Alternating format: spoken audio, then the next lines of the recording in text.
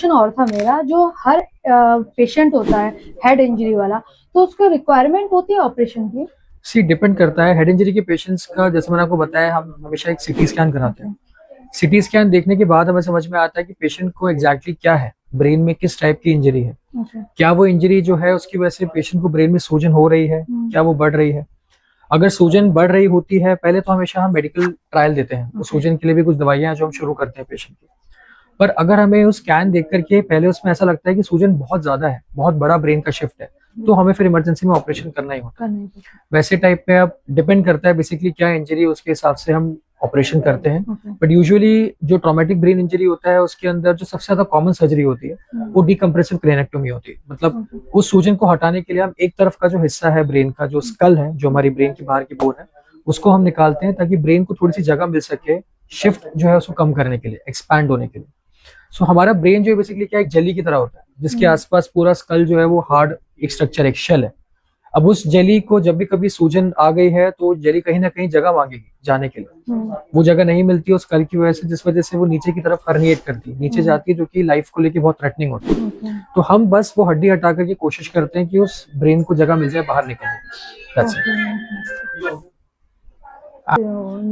So basically ऐसा नहीं है कि हर हेड इंजरी के पेशेंट जो है उनको ऑपरेशन की जरूरत पड़ती है। कुछ है जो कि कंजर्वेटिव दवाइयों से ही काफी बेटर हो जाते हैं, और कुछ होते हैं जिनको ऑपरेशन की जरूरत पड़ती है, चाहे तुरंत इमरजेंसी में या तो बाद में कुछ वक्त इमरजेंसी में होता है। जी ओके सर, मैंने एक टर्म सुनी है हाइड्रोसेफेलस, एग्जैक्टली होता क्या है और ये कैसे काम करता है, इसके क्या लक्षण होते हैं?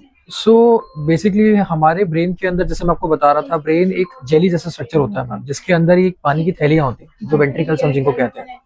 उसमें जो पानी की थैली होती है, जिसमें पानी या सेरेब्रल स्पाइनल फ्लूइड हमारा प्रेजेंट होता है, जो कि काफी काम की चीज होती है हमारे ब्रेन में। मैं ज्यादा डिटेल में नहीं जाऊंगा उसमें, पर वो जो फ्लूइड होता है वो एक जगह पे प्रोड्यूस होता है, सिक्रीट होता है, एक जगह पे वो एब्जॉर्ब होता है।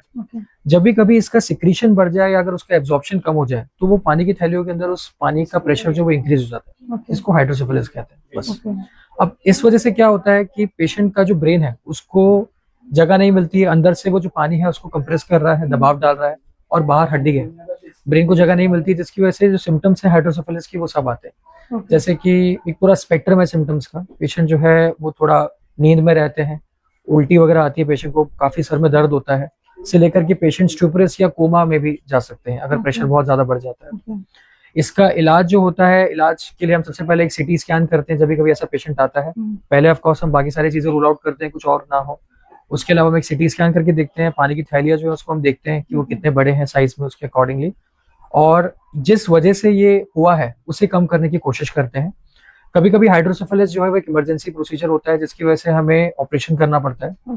सो ऑपरेशन के अंदर हमें जो पानी की थैली है उसका प्रेशर को कम करना है, तो हमें पानी को कहीं ना कहीं और डाइवर्ट करना पड़ेगा, जिसे हम सीएसएफ डाइवर्जन कहते हैं। तो सीएसएफ डाइवर्जन कुछ अलग अलग तरीकों से हो सकते हैं, जो कि मोस्ट कॉमन शंट सर्जरी होती है, जब हम एक शंट ट्यूब होती है जिसको हम ब्रेन के अंदर डालते हैं, तो उसका एक एंड जो है वो ब्रेन के अंदर रहता है और दूसरा स्किन के अंदर अंदर से ही पेट के अंदर जाता है, और जिससे कि जो पूरा पानी की थैली का प्रेशर है वो जाकर के पेट में जाता रहेगा, वहीं जाके एब्जॉर्प्शन होगा। इसके अलावा कुछ और एंडोस्कोपिक प्रोसीजर्स भी होते हैं जो हम करते हैं हाइड्रोसेफेलस के केस में। और दूसरी बात यह है जो सबसे इंपॉर्टेंट होता है कि ट्रीट द कॉज, किस वजह से हाइड्रोसेफेलस हुआ है। किसी ऑब्स्ट्रक्शन की वजह से हुआ है तो हमें उसे वो हटाना पड़ेगा। अगर कोई और कारण है, सिक्रीशन अगर बढ़ रहा है, तो हमें उस हिसाब से चीजें करनी होगी। सो यस, हाइड्रोसेफेलस एक बहुत इंपॉर्टेंट टर्म है। हमें ध्यान रखना है कि हमारे किसी भी आसपास कोई अगर पेशेंट है उसको इस टाइप का अगर कुछ लक्षण आ रहा हो, तो हमें उसी टाइम पे उसे अवॉइड ना करते हुए हॉस्पिटल में लेके जाना चाहिए और एक सीटी जरूर करवाना चाहिए। ठीक है, चलिए, okay, thank you very much ma'am.